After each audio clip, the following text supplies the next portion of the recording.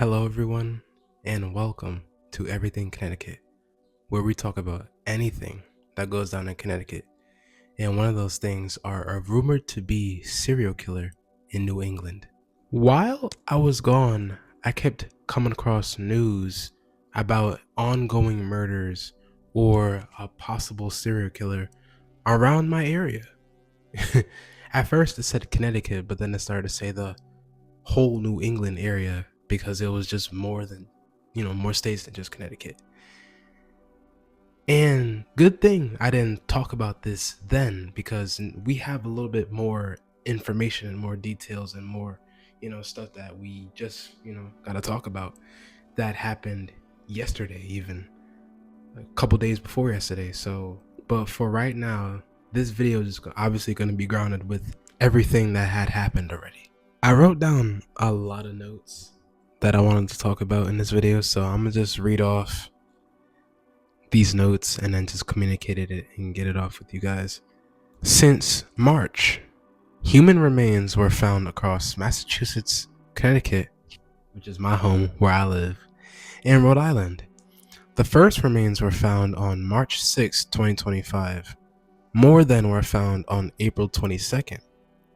At first, there was 8 confirmed in April, but now that we're in May, 12 has been confirmed literally just yesterday while I was making another video. Isn't that crazy? Like, while we were living our lives, another body was found. It's just a sad thing to think about. Like 3 p.m., kids is getting off school, you could be getting off work, anything could be going on with your lives, and this is going on too with it. That's dark.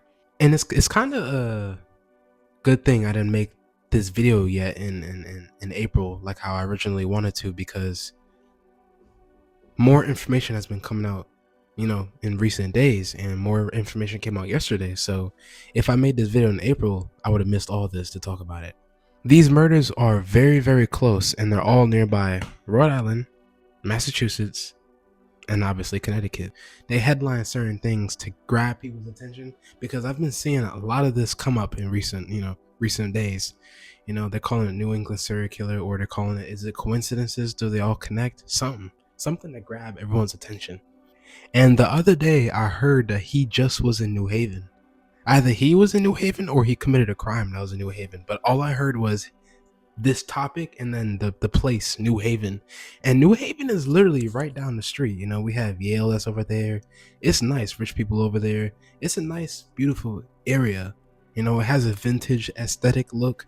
But to find out that he was in Yale, in New Haven, in Connecticut, like a lot of these, remains were found, they're all on the more edge of Connecticut. So I could kind of see that he is more throughout Massachusetts and Rhode Island, but all the crime locations in Connecticut is more on the edge of the state. Like, how Connecticut look, obviously.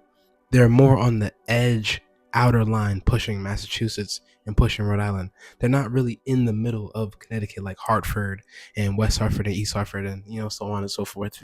March 6th, in Plymouth, Massachusetts, a human skull was found. March 19th, an unidentified woman remains were found in a suitcase in Groton, Connecticut, and she is to be believed between age 40 and 60. That is another ongoing trend that I've noticed. That the murderer is going for women, older women. He's going for women that are in their late 30s, early 40s, mid 40s, late 50s. March 25th, another body was found. April 9th, 10th, and 22nd, more remains were found, and the word and the rumors of a New England serial killer started trending even more. More and more remains were found, but the authorities doubt that there's a connection. They think more so it's just a chance or coincidences that all these, are similar and all these are happening with back to back to back, but they doubt that there's an actual connection. Not only authorities, but regular people think that these murders have nothing to do with each other too. They think that they're just coincidences. For example, the body of Michelle Romano has been found on March 25th. But her sister, Valerie Romano, says she has no connection to any of this. And I was I didn't want to say any of the victims' names. I wanted to just name this is happening, but I didn't want to get specifically into the name, but I had to use her name to give an example on this. I'm sorry. Yesterday, May 2nd, the 12th body was found. Stephen Myers, age 39, behind Bristol Plymouth High School in Taunton, Massachusetts. The crazy thing is that we also have a Bristol too. The high school is called Bristol. We have a Bristol. New Hampshire has a Bristol. And New Hampshire is right above Massachusetts. Isn't that weird? Oh my god. Crazy thing is that the high school says her death has nothing to do with the school. When she had passed away, they didn't put down a lockdown on the school because they think that her death had nothing to do with it. With everything that I told you in this video, investigators are still saying that there isn't a serial killer. Now, there could be a couple reasons on that. I think a few, they probably don't want chaos within the community. They don't want to get people nervous and stuff. And also, I kind of think that the reason is because they need harder, more proven evidence to prove that all these murders have links between them. All these murders have similarities, but they don't have hardcore links to prove, oh, this is a chain reaction. This all goes down to the same root person, if you get my concept. Think of it as a timeline, it leads from one event to another, like a domino effect. You can't just say, oh, it's the same person just because these all are similar and these all kind of feel the same. These are all in the same region. And, with the previous, knowing more, a lot about serial killers and knowing more, about their cases, there's a lot of killers that you find out about that travel a similar distance, like how this guy is traveling a similar distance between this region, New England area, traveling between 3 states, moving swiftly. This could be a serial killer, but this could also just be a couple coincidences of just people getting murdered. But there are a good amount of similarities that I noticed between these, like the age of these women, the age of these victims, the locations. The last Connecticut serial killer that I know about was in the 2000s, named William Howell. The other Connecticut serial killer that I know about is the Connecticut roadside strangler from 1981 to 1984. Matter of fact, let me get deeper. May 12th, 1981 through June 13th, 1984. There was the CT River Valley killer from 1978 to 1988, and he still remains unidentified. So over here, Connecticut got some popularity within, serial killer topic. And the crazy thing is that ever since I started this YouTube thing, I said nothing goes down in Connecticut. And 2025 was like, you know what? Let me prove you wrong just on purpose. And they're doing exactly that. I can't believe that ever since I literally said nothing goes down in Connecticut, even before me saying that to my on social media, me and my mother had conversations about this a lot. Like, not much things go down in Connecticut. And all of a sudden, there's been these insane crimes. There's been these insane, crazy stories on WFSB. And now we have this that I literally just found out about in the second half of April. And this is wild, it's really wild out here.